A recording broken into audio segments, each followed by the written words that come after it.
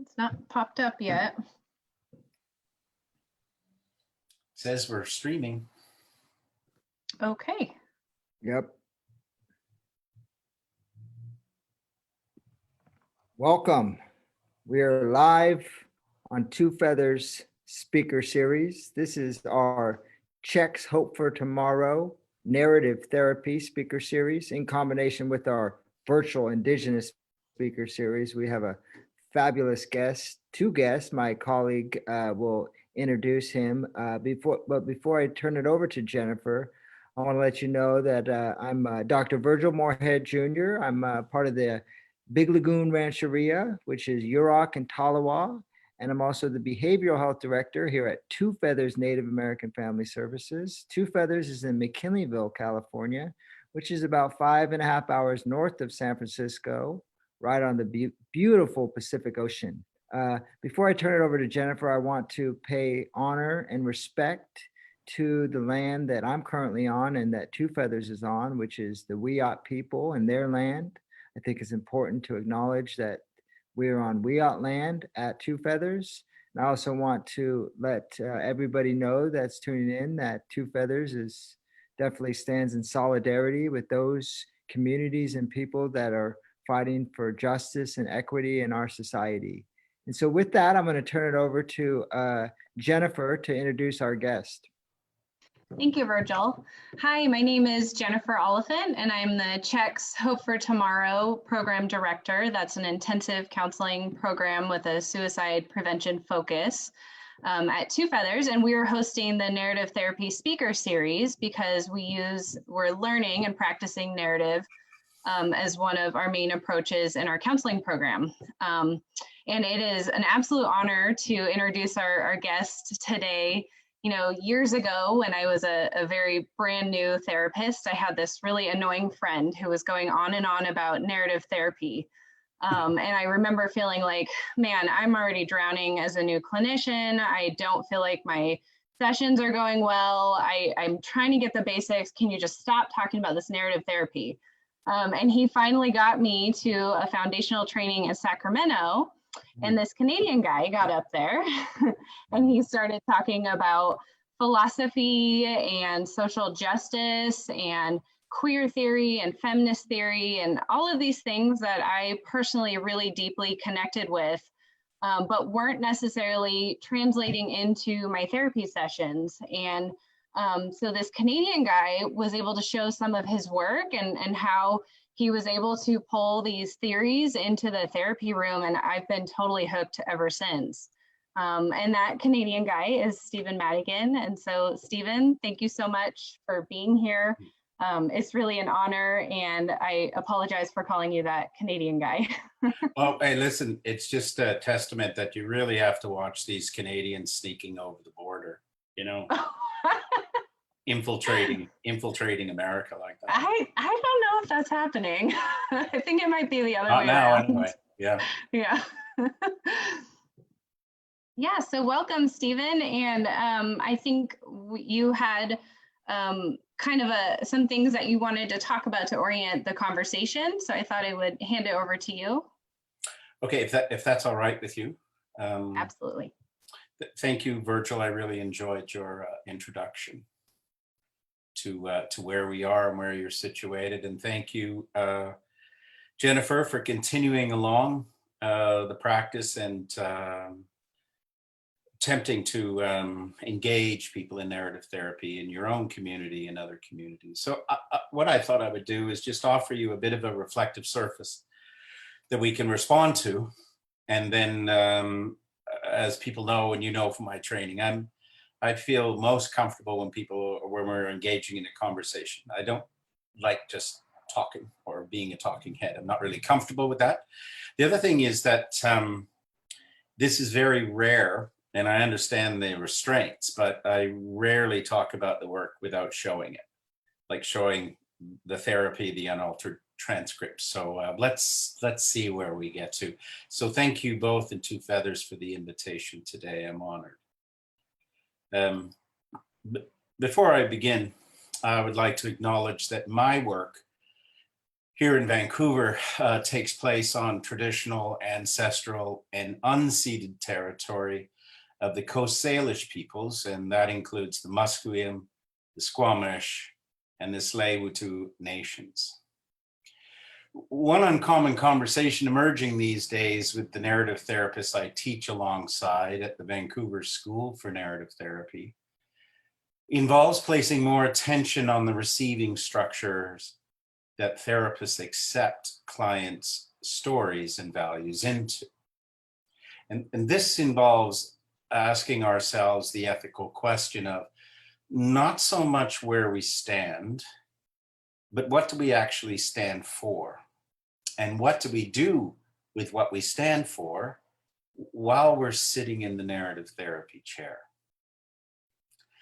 And the receiving structure of those who spend our days sitting in the therapy chair, and this is who I'm communicating with today, you know, although academics and researchers and all the rest of them have a lot to say, but I'm specifically addressing those of us who spend our days sitting in the therapy chair, because sometimes it's difficult to translate our experience to civilians. And what I mean by civilians are those persons who don't sit in the therapy chair every day. And those of us who do, this involves much, much more than our cherished socio-political values and our experience of life and the guidance we may have received from our communities. All of that is relevant, but I feel that there is much more. I would argue it important to find ways to translate our values of the socio-political into a relevant practice of therapy. It's a matter of transporting what we stand for into a performance and a practice of therapy. And here I'm talking about the skill. In thinking about this interview with you both today and the idea of contemplating receiving structures, I'm reminding of the impossibly great totem poles that are monuments created by First Nations people in the Pacific Northwest of Canada to represent and commemorate ancestry, histories, people, or events. Totem poles are typically created out of red cedar, a malleable wood relatively abundant in the Pacific Northwest where I live, and would be erected to be visible within a community. And so the totem has meaning. So I ask you if you could ever imagine a First Nation carver receiving this massive 10-meter block of cedar wood. It would be overwhelming to most humans, but the structure of understanding the carver as they receive the slab of wood into, and the knowledge and skill they have learned and practice allows them to begin the work. In this sense, the structure of narrative therapy interviewing involves weaving together questions relevant to cultural meaning, politic, our practice, supervision, experience, aptitude, and talent we have learned to receive the stories we hear in the therapy room. More precisely, it's about having a pirate's map pointing to the exact location where each moment and utterance are consigned, as well as a bird's eye view of how the experiential new house is slowly being built and scaffolded from the foundation on up. I invite you to take a moment to place yourselves in the shoes of clients who visit us in therapy every day. Now, with a critical eye, look around the structure of the home you receive the client's stories into. Ask yourself, is this conversation ambitious enough? Does it have enough windows? Is there anything blocking my sight lines? Is the place of our conversation built on something they have never experienced before? Am I providing them something more than a therapy souvenir shop? This is not always easy, and nor should it be. I am forever questioning my practice and what my practice might be missing. what my practice questions are leading me towards and away from. What lays on the unknown other side of how I presently practice my questions of practice? What cultural constructs are restraining my thinking? What are the structural inequalities embedded in the story I'm not addressing? What questions could I have asked but did not ask in the session, and so on?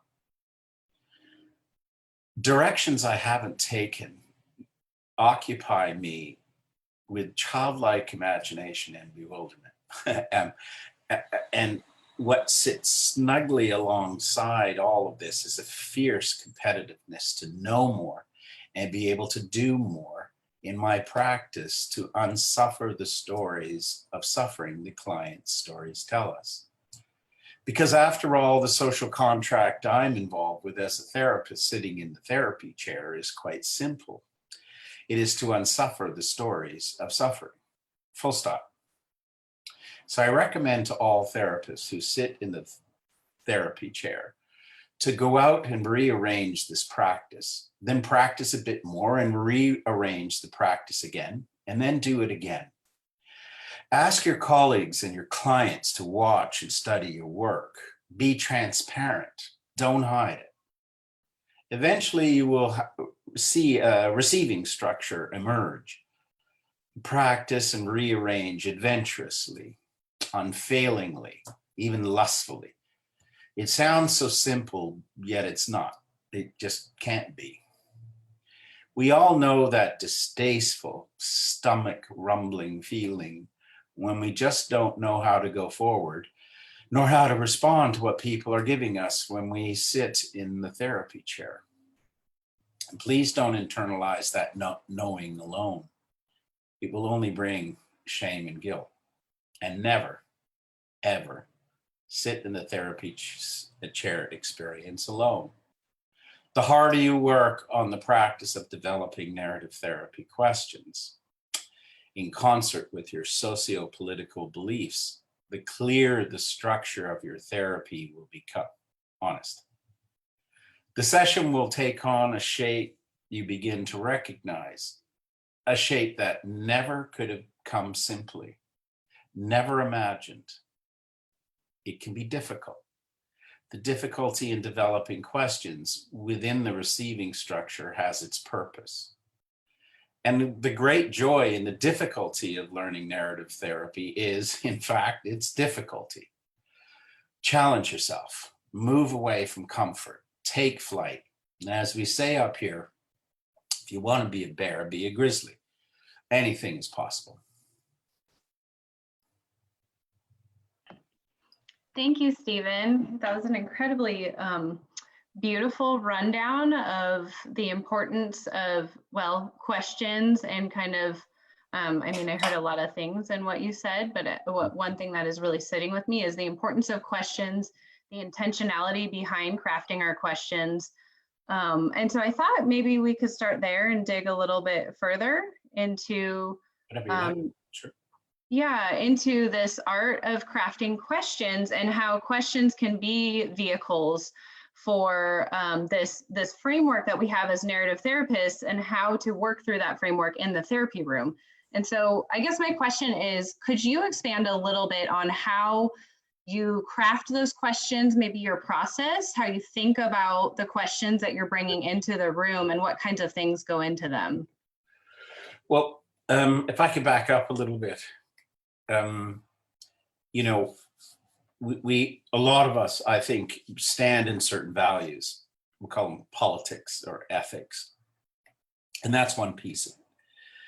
But the translation into a coherent form where you translate that knowledge into a practice of therapy usually comes by it through therapeutic questions.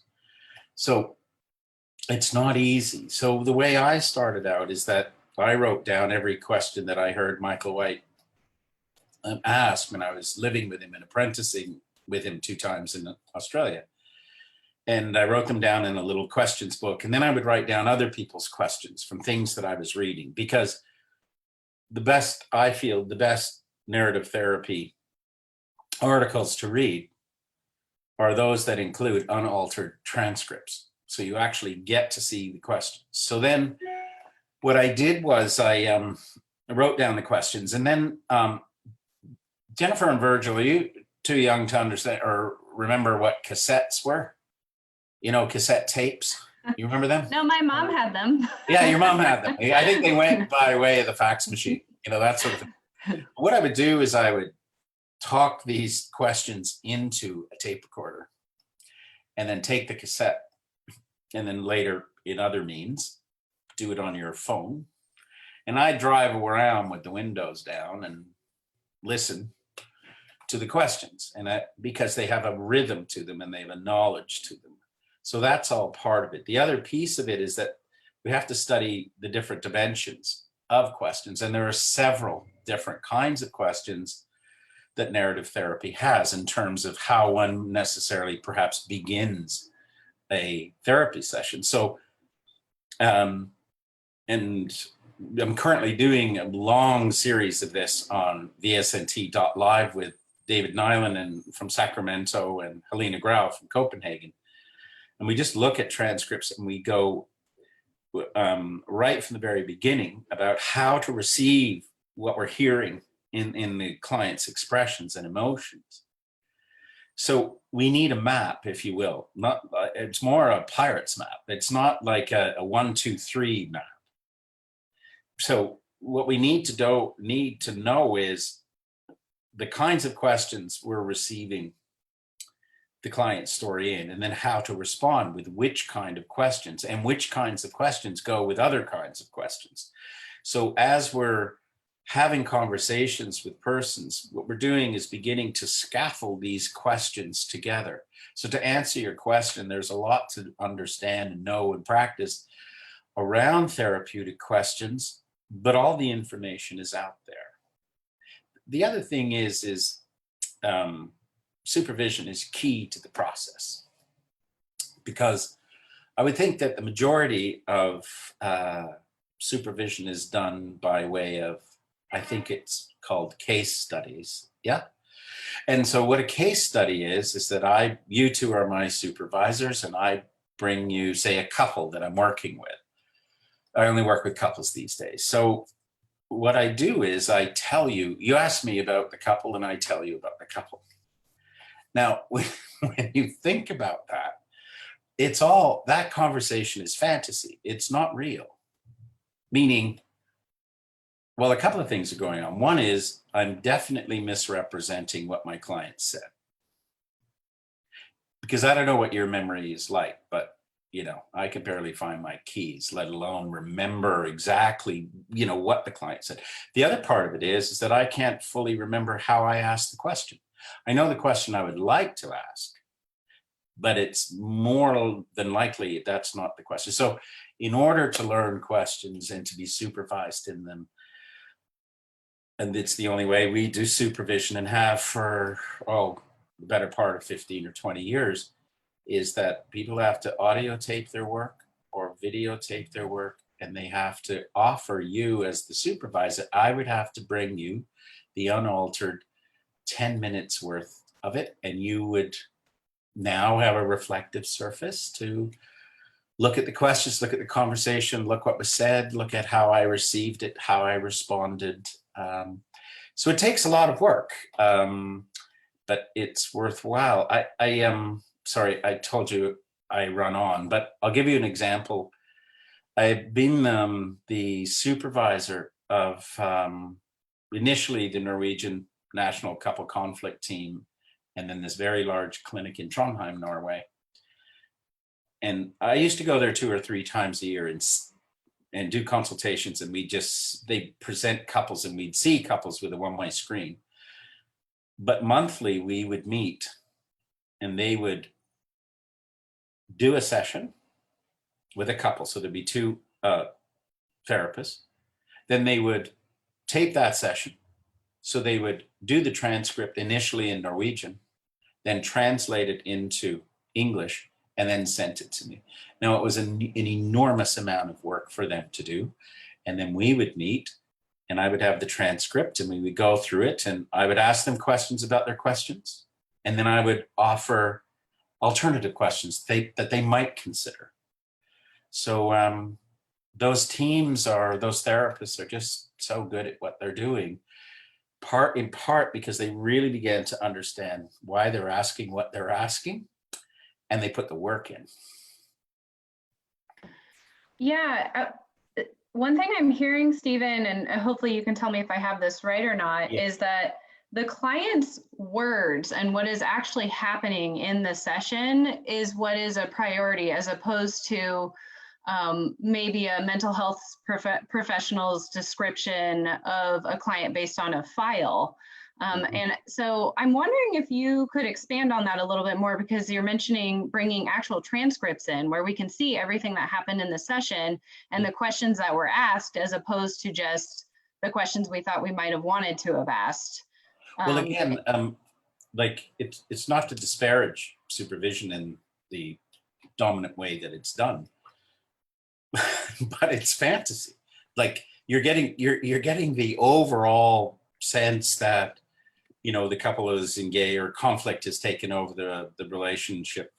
But all we do then is theorize, and you know, the conversation is really for us, but it really doesn't engage the couple. I mean, the other way that we do supervision, and I invented this a long time ago, is that we would do the supervision in front of the couple. So yourself and Virgil would then come into the room and ask me questions about my questions in front of the couple. And then the couple could ask me questions about the questions that I asked them. And that renders the whole process transparent, and it's honest. And I think there's a lot of learning in that as well.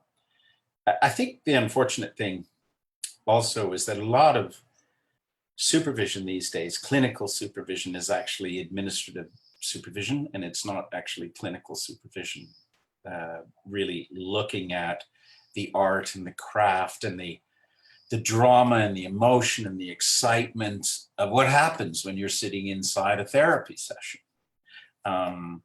Because as we know, when we look at our transcripts, it's very humbling.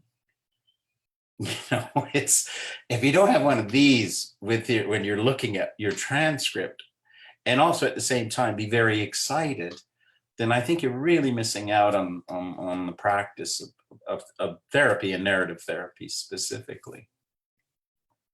And I had a follow-up, Stephen. So, you know, many of our people that are tuning in, and also people that work with us at Two Feathers, is working with Native American communities. And I know it's about, you know, Jennifer's question was about questions. And I'm wondering if you can unpack a little bit about the intersection of narrative therapy and this idea of alternative knowledges, and that helps to raise questions about, you know, prevailing ideas and practices that are often silenced, right? Because I think that, at least for me, what narrative therapy offers is a critique of the mainstream ways of doing psychotherapy.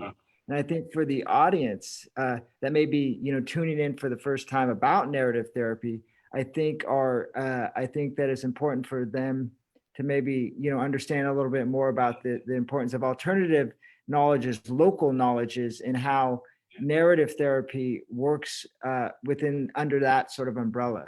Yeah, great question. Let me know if I do it justice, and if I'm cutting corners on it, Virgil, just to keep asking me questions about this. Well, you know, the critique of modern psychology or social work, psychiatry, that's an easy deconstruction, don't you think? I mean, it's and it's being critiqued from the inside, from the outside.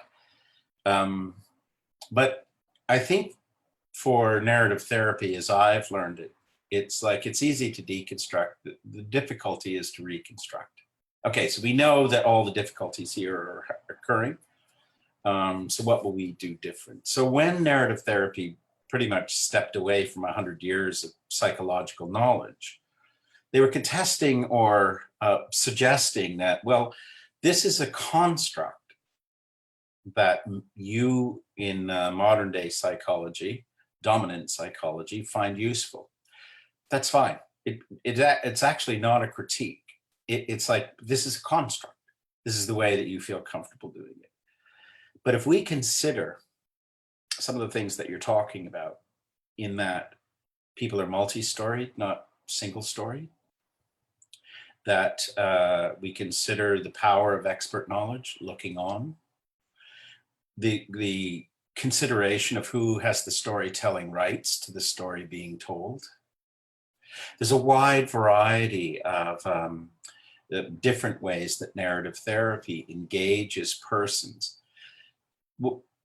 If we view people as not single story and not as individuals, where we really question the idea of the self and the biological basis of behavior, but instead locate that person into a much wider cultural context and all that context means around dominant knowledge and normative ideas and power relations, then we begin to look at how it is that persons located within these spaces or discourses, if you will, how they're responding. So, for example, if you have someone coming in, I remember this like it was yesterday. I was referred a recent immigrant woman, person of color, with 2 children, sole parent, 2 children under the age of 5, who went to the family doctor, and the family doctor did what the family doctor does, and asked her this series of questions and diagnosed her as depressed, sent her off to me. Now, my sense is, given those conditions, the conditions of poverty, the conditions of immigration, the conditions of how it is she's perceiving herself and where she is in the social structure, without considering those social locations, it would be unethical, in my mind, to just see her in relationship to a problem, internalize that problem, and believe that that person is not in relationship with the surrounding context and responding to it. Does that begin to answer your question?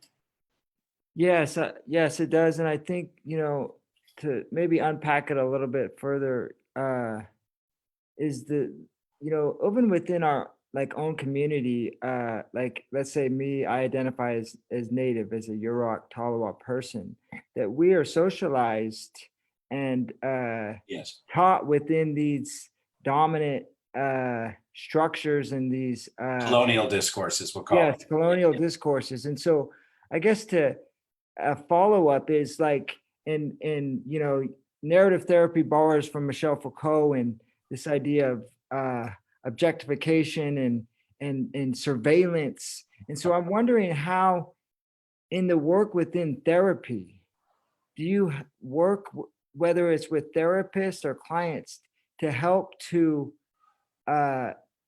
people to come to terms with how they've been colonized in their own mind? Are they surveillancing their own aspirations or their own hopes because it's so saturated, deeply saturated inside of us? Because to me, that's an important project, to change the existing structures that perpetuate injustices.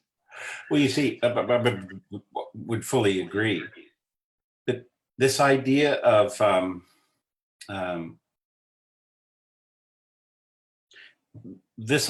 looking and reflecting at our own work and what it is that we're doing, as if to say that we are somehow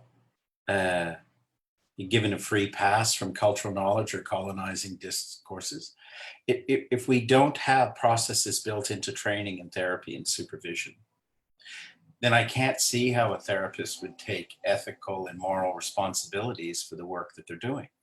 So, for example, if people are not engaged in power relations as a therapist, for me, in terms of where I'm socially located, if the idea of power and how power is promoted, how it operates, how it disciplines, how it usurps discourse of the dominant, and suppresses and oppresses of the marginalized, if that's not part of the conversation in all of those domains, training, therapy, and supervision, it's impossible for us not to just reproduce those ideas in a variety of different ways. So the other part of this is that, well, for example, for two, I run a conference. I've been running conferences for a long time. We did the first international narrative conference ever. But along the track, we really began to discuss about race and power relations. So I approached some First Nation people I knew here and asked if it would be possible that we might possibly try out organizing the conference together. Because I knew specifically I was missing as gung-ho as I was. This was information, and it wasn't just about going and having talks. It was about forming partnerships and saying, like, what do we do here from the ground up? How do we structure this so that the certain ideas that you've mentioned, either A, can be addressed, and B, cannot be reproduced? So cultural partnerships, whatever it is you wish to call them, it's important that we engage. It's important that, as I was trying to say, I'm always reanalyzing my work and thinking, what am I missing? What am I, given my position as a white, cisgender, privileged white guy, obviously I'm missing. I mean, I cannot not miss. So how do I access that? How do I take an ethical responsibility to check the values of what it is that I'm producing in the room? Because otherwise, if we don't, chances are we're just going to be reproducing more trauma. I guess one more follow-up to that is, when you started the talk, you talked about taking a stand. Yep. And so what does that mean within narrative therapy to take a stand? Specifically, I think so much of what, I've been taught as a clinical psychologist, or what is taught in the biomedical model, is neutrality, is objectivity. And so my question is, what does it mean to be taking a stand as a practitioner in this work? Well, I can only speak for myself. But to mention the example that you gave, see, what I'm looking at is exactly, let's get really clear, write it down. Let's have conversations about this. This is where I stand in terms of, do I believe in individualism or non-individualism? Do I believe in expert knowledge that has the power to divide and to analyze and to categorize and name and diagnose? Do I believe in that? No, but the answer then leads to, well, what do I believe in, and where do my ideas rest? I guess this has to do with the values that we hold. And once we do the exercise and continually to do it, it's like, for me, say a couple therapist, I can't see myself as a narrative therapist with a non-essentialist view, and also continue in practice through Bowlby's idea of attachment. Now, that's just me. I have to know where I stand, because otherwise we're trying to mix apples and oranges, and sometimes they don't mix.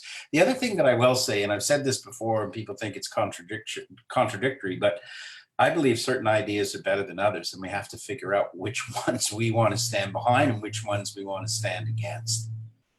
And this is a process where I think in all training and all supervision, this is it. Because once we figure that out, say, okay, so I'm not into individualism, I believe people are multi-storied. Well, individualism and now through neoliberalism is so profoundly impacts how our lives are shaped. Those individualist questions will always be smuggled into the therapy room. So it's inevitable. So then when they do, we have to stop and go, how did that happen? I say I belong to this and stand for this, but here I am asking this kind of question. So it's important that we be put on aware that the influences of power in the therapy chair in our field of therapy are they affect us. We can't transcend that. So we always need to be taking a stance of, this is what I stand for, and now I'm going to perform what I stand for in the therapy room as best I can. Yeah, that makes sense. Thank you.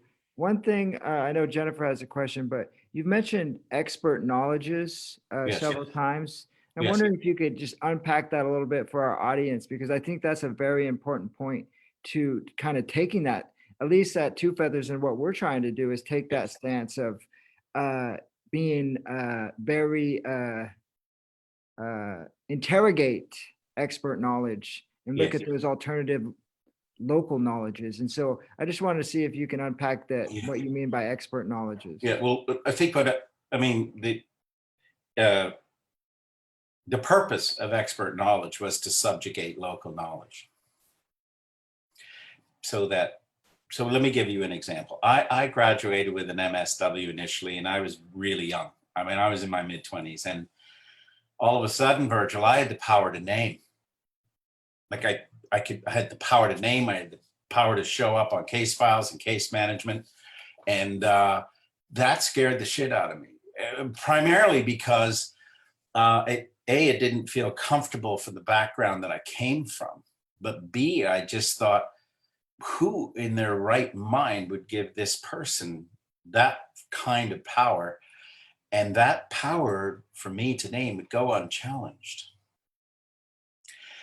So that's just a starting point. There's this idea that certain ways of knowledge in history, which is contingent, meaning that history didn't have to be the way it was, right? The genocide that happened to the First Nation persons in my country, it didn't have to happen. There were processes that led up to that happening, right?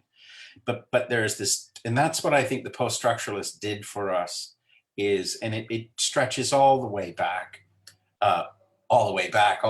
in my lifetime, say in the 60s, where there was gay rights, Indian land rights, civil rights, class rights, that this is a questioning of the power relations. We know it is this way. But my question is more, how did it get this way?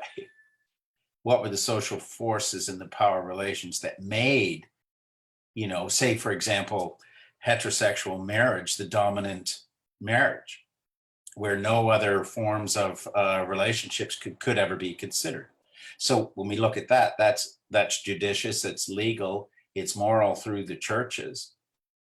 So there are they scientifically said this as well. So when we look at those kinds of forces making a decision, it is incredible where we've got to in terms of the GBLT, two-spirited persons. And I think that we have to appreciate what persons have done and how they've questioned, because psychology is more of the same. Psychology linked its little wagon for power to science. And I think not only narrative, but many different ideologies and forms of therapy are moving away from that. So we're just not taking anything for granted, that this has to be the way it is. So again, why is it that, what are the conditions that the majority in the 80s, but the majority of, not majority, but a large portion of 11 to 14-year-old boys were diagnosed with ADHD. It was an incredibly successful campaign. It's not so much whether or not that was right or wrong that I'm interested. I'm really interested in how it happened. What are the forces that allowed all of those young boys to be medicated, and then it stretched back into 3 and 4 and 5-year-olds. It stretched into different marginalized communities. So does that? Yeah. Sometimes I'm talking and I don't even know. That made a lot of sense. And that's what, I think that the last little thing you said, the taking for granted, and I think not assuming, diagnostic categories, or even the idea of talk therapy. Yeah, That's a cultural artifact that comes from a certain cultural tradition. absolutely. So, not taking anything for granted, I think, is really Yeah. what I was curious for you to unpack for our audience. And Well, on that, like I have a colleague in Atlanta. His name is Makungo Akinyela, and he's been up with us talking and teaching since the late '90s, and he had this African-centered family therapy, and basically what he's saying is, well, yes, a lot of the post this and post that therapies, their origins are in continental philosophy from Europe. He said, but guess what? When we look at the idea of the deconstruction of the self, that things are relational, many marginalized cultures have that in their histories for centuries. It's not recognized. So it's how is it that we bring other cultural traditions and knowledges and elevate and recognize and appreciate alongside all the other knowledges. yeah. Yeah, Stephen, it's such a good point, and it makes me really think about how, at least down here, we're still very much working in these systems that privilege the expert knowledge, right? Like these evidence-based practices, we're learning those in our programs, at least I did personally. Yeah.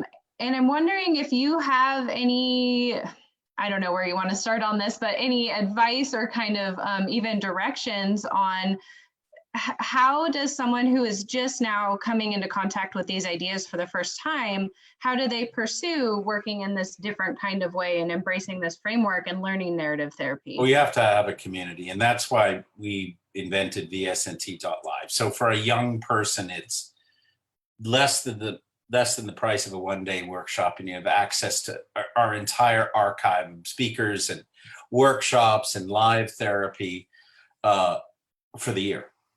So that's one has to have community. You can't do this alone, especially if you're a young person. The other part of the question, though, is that yes, there are structures of power that demand that in certain systems things go a certain way. But I do feel when you're sitting in the therapy chair, or if you're presenting at a case conference, and maybe there's police there or other members of the community, you can speak from these positions.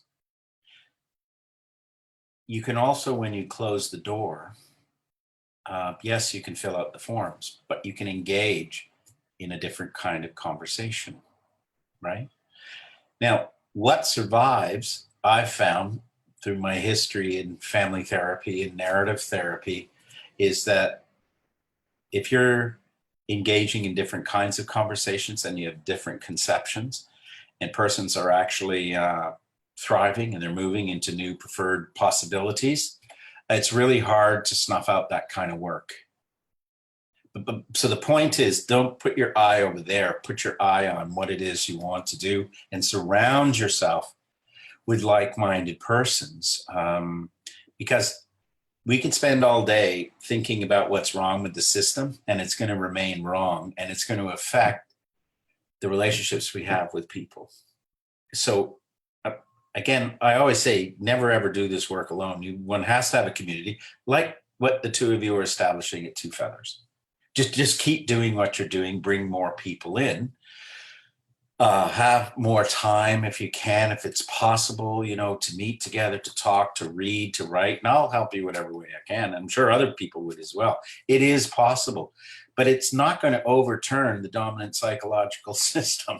Like, get away from the revolution, do whatever it is that you can do locally. And in your community, bring the elders, and then I can't tell you what to do in your own community, but have broad-based discussions about this. Put it into the lexicon, meaning put it into everyday language. I don't know if you've noticed down there, but up here in Canada, it's like everybody's psychologizing everybody else. Like the modern language of psychology and individualism, that you're depressed or you're this because your dad was that. It's everywhere. Question it. An everyday conversation. Yeah, we are doing a lot of that down here as well. I see it all over the social media. There's little surveys you can fill out to find out if you're a narcissist or those kinds of things. Sure. Well, I mean, the other thing is, and let's not forget that, you know, when we are in this chair and when we are doing and we're in touch with these, some of the most, for me anyway, the most intimate conversations I have regularly that I don't have perhaps in any other part of our life. It is a beautiful, beautiful thing to be engaged in that and to be afforded that opportunity, that power to engage in that. So I think that the poetics of human experience and the poetry that we're engaged with, there needs to be room to celebrate that and to hone it and to practice it. Because otherwise we're going to get bulldozed over by all the bullshit, right? Like, or I shouldn't call it that, that's disrespectful, but all the other stuff that's going on.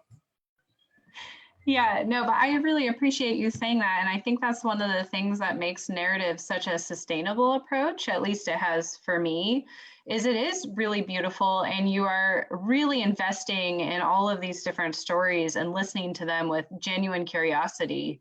And I think that's a very different than some of the other approaches that often lead to burnout pretty quick.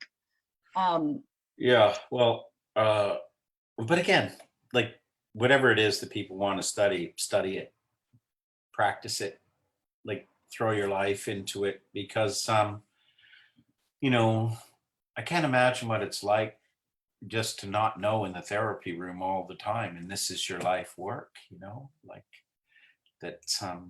Like other people study, chefs study, and my dad was an electrician. He was an amazing electrician, and he studied and practiced. And he always had apprentices over to the house for dinner, and they were all like, you know, and I think my generation has a big responsibility to your generation with these ideas, and you have responsibility to the next generation. But we have to make that possible, because I see that, you know, there's a sadness in the therapy field these days, and you know, be it to do with pharmacology or your HMOs or all the rest of it. But be that as it may, art, beauty can still happen within our relationships with persons and families, I think. I muted myself. Yes, absolutely. And Stephen, man, this hour has gone by really fast, Is it an hour? unfortunately. Jeez, Well, see, we're about 10 minutes out. And so we have a question from the audience that I thought I would maybe throw at you if you're game. Yeah, sure. And the question is from Yasmin Montserrat Sanchez Trejo, and I apologize if I mispronounce your name. Stephen, what has happened with your identity as a therapist after all this time working with narrative ideas? What has happened with my identity? I think it keeps moving and grooving and expanding and taking me on this interesting ride.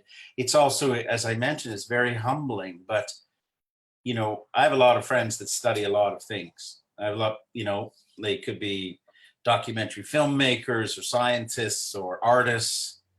But to me, the luxury of studying the beauty of the human condition and all that it is, to me, there's nothing like it. So what therapy has done with the identity is that it's allowed me to follow something that I'm quite passionate about. Someone asked me recently, you know, what would you do if you weren't a therapist? I said, I'd either be unemployed or I won't tell you the other thing that my mother was worried about what would happen to me. So you wouldn't be a surfer? Yeah, geez, I wish. Yeah, that'd be good. Yeah, kind of an inside joke. We talked about that the other day. I think, Virgil, you had a follow-up question? Well, it might pivot us a little bit, but I just think that, you know, bringing it back into today's times and what's going on currently. And, you know, in reading over your one of your books, you had quoted Michael White, and Michael White said that he concluded that the interpretation of current events is as much future shaped as it is past determined. Yeah. And so I'm wondering if you can unpack. the Well, extraordinary Michael. I never put myself in a position to understand exactly what Michael meant. But one way of looking at that is how we think about the future determines our present. So the discussion that we're having today is this: when we have this discussion, everyone listening on, looking into the future, is it filled with sadness and gloom and sort of wanting to give up, or does it inspire something else? Right. So say Michael's quote again, because I could have botched that completely. Well, that the interpretation of current events is as much future shaped Yeah. as it is past determined. Yeah, I'll stay with my answer. Okay. And I'm just wondering, because part of, what I've taken from narrative therapy is this idea of multi-story lives. Yes. And also in my own work and work at Two Feathers is taking it from the individual to how can we help to change structural systemic issues. Yes. And I'm just, thinking about the future that these, images such as the Washington Redskins maybe being taken down, Yeah. statues being taken down. Yeah. And that's a hopeful future. And that's also, it seems to me, tied into our youth, our next generation, having stories available to them that promote the well-being of communities such as Native Americans. Yeah, I couldn't agree more. I mean, when I imagine the kids in your community thinking or witnessing, experiencing viscerally, emotionally, then I would guess that it may lead to, oh, that was possible. What else might be possible? So the starting point of possibility is further down the track, possibly. In terms of multi-stories, Virgil, I think that is such a key. You brought it up a number of times. The way I think about it alongside, I think it's similar to your view, is that the expert knowledge gives you a partial story. The expert knowledge focuses on the dysfunction. So I'm a couple therapist. I look around and the majority of couple therapies are dysfunction-focused therapies. It focuses on the partial story. What we're not centering on, be it in issues of trauma or conflict, is the full story. And that story involves values and where people stand and what they hold precious, right? And often this story here, the dysfunction story, is when this story has in some way been violated.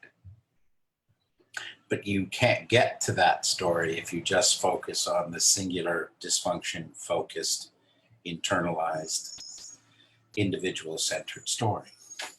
So again, I just think, and again, it's not so much a critique, but I just think they're missing out on so much. Mm-hmm.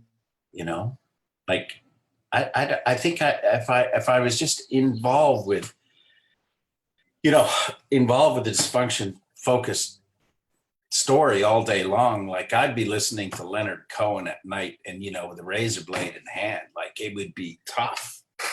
This is so much more interesting and magical and hopeful, as you're saying, going down the track. Exactly. And I think, one of the things, at least within our Native community, as I see it in Humboldt County and where we're located, that this idea of mental health and this idea of depression or go to counseling is relatively new.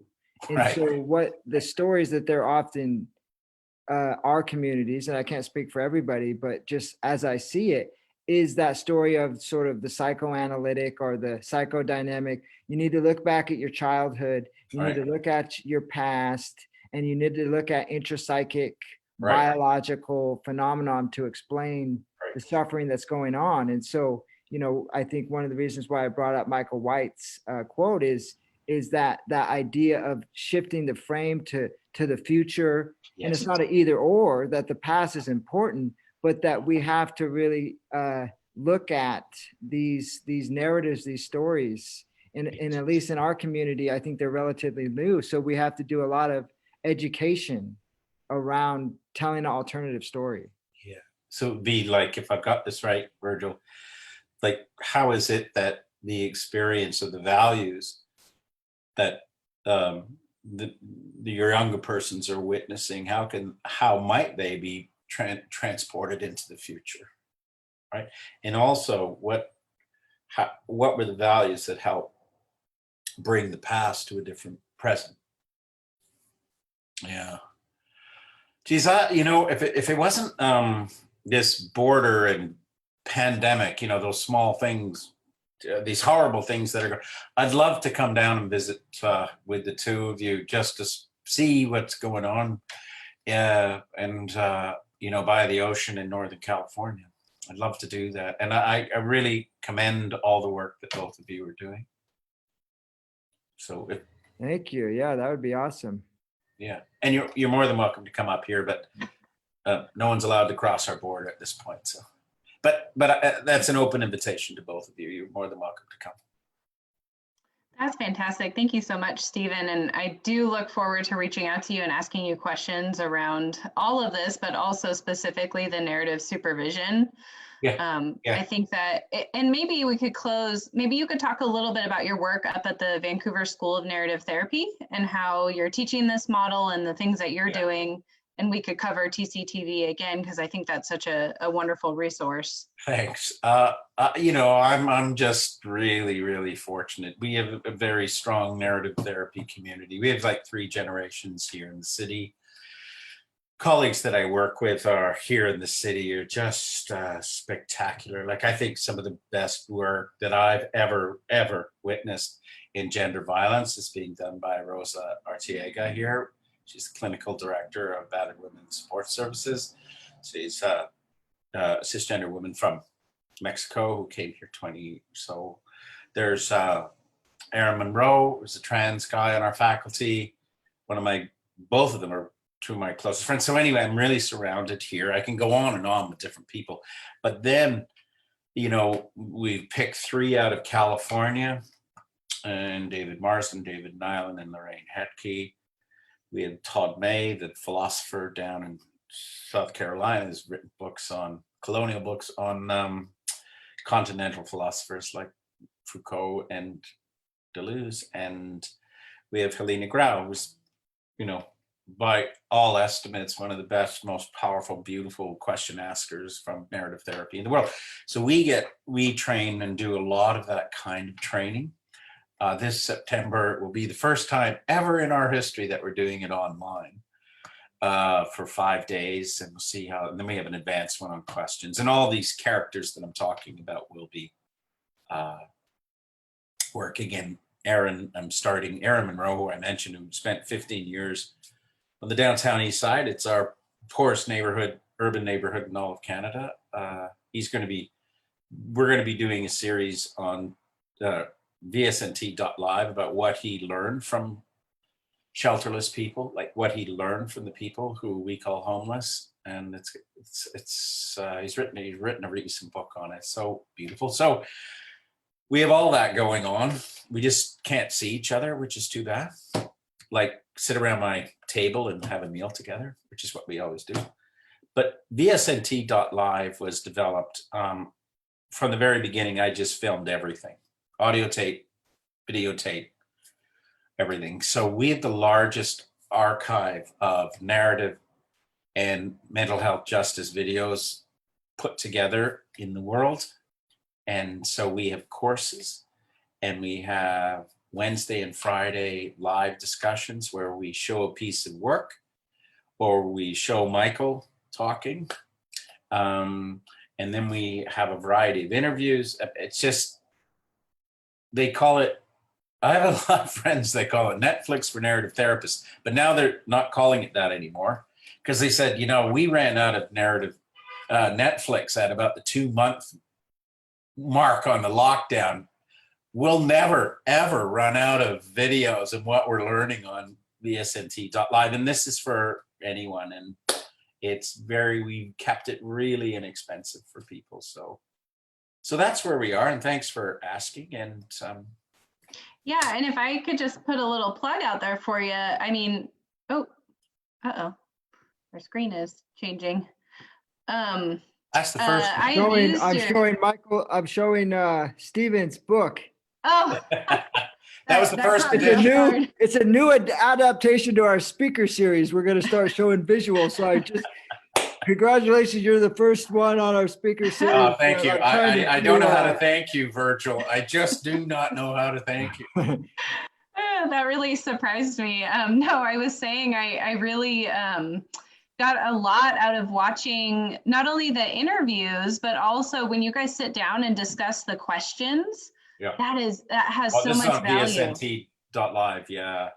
Yeah. Isn't that great? Like, yeah. And I'm so fortunate because we show a tape of my work and then the unaltered, and then I've got like the whole membership plus Rock, David Nyland, and Helena going through the supervision. I just feel so lucky to be a part of it. Yeah, it's really wonderful, and I'm hoping that we're gonna get to that point down here as well. I have high hopes. Yeah, so. well, send all your people up for the September training. We'll give you a good deal. How's that? Perfect. I would love to, and actually big group rate. Awesome, and a couple of us did come to the Sacramento one in the spring. But anyways, I digress. I think we're about at our time. So I don't know, Virgil, do you have any final questions or a way you wanted to close? Yeah, just thank you. Thank you. I appreciate it. Your time. I think it's, we're getting a lot of positive feedback. I think, it's really, trying to tell that story about, looking at doing this work in a different way. And I think that way is very much about narrative thinking and narrative therapy thinking. And so hopefully this is just a start. We'll continue the speaker series next week. We have a full week of, I think 3 speakers next week. So look out for flyers on our Facebook, and I'd put the our YouTube page image up there as our first time showing an image, our second time on our speaker series. But you can follow us, because why this is relevant is this talk is recorded and will be put over on the YouTube channel. So you can watch it on our YouTube channel, Two Feathers NAFS, but please follow us. Other than that, I think that's all I got, Jennifer. Can I just say 2 things? One is thank you so much for the invitation. And Virgil and Jennifer, I really look forward to how you interpret and what you do with narrative therapy in amongst the cultural traditions of where you live and breathe and are. I think it will be a great contribution to what we're doing in narrative. And the last piece is, so thank you both so much. Where would I go to get the link? Because I want to share it with the community we have. So yeah, it's Two Feathers. Can send it. Yeah, we can. Oh, would you send me it? Oh, that's we'll send it. It takes a couple days for us to, but we've been actually a little faster, like 1 day to get it recorded, because it takes like 4 or 5 hours to. I get it. Yeah, we'll send you the link. It's our YouTube page, but we'll send you the link. Thank you so much, Jennifer. Thank you so much for the other day when we had an hour-long intro to this, and